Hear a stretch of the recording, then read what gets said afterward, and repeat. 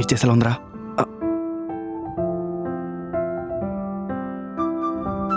ఏమైందే? నువ్వు నన్ను చీట్ చేస్తున్నావు కదా. ఏయ్, అంత సీన్ లేదే. మరి ఇదంతా ఏంటి? నాకేది చెప్పట్లేదు. కావాలనే చేస్తున్నావు కదా. నువ్వు చెప్పి చేసావా? చెప్పు, నువ్వు చెప్పి చేసావా? నాకంటూ ఇండివిజువల్ లైఫ్ ఉంటుంది కదా, నాకంటూ పర్సనల్ లైఫ్ ఉంటుంది కదా, నాకంటూ పర్సనల్ స్పేస్ కావాలి కదా. మండుతున్నట్టుంది. ఏడ్చే. మొన్న నాకు కూడా ఇలానే అనిపించింది, కానీ నేను ఆడలేను కదా, మగోడిని. అంటే ఇదంతా నువ్వు రివెంజ్ తీర్చుకుంటున్నావా? అవును, అలానే అనుకో.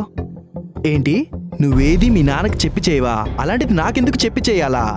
మీ అయ్యకేం తెలిసే నేను ఎవడు ఏ దృష్టితో చూస్తున్నాడో, ఏ దృష్టితో పార్టీలు తీసుకెళ్తున్నాడో. నన్ను అడుగు, చెప్తా ఎవడు ఎలాంటోడో. ఫ్రెండ్స్ అంట, పర్సనల్ స్పేస్ అంట.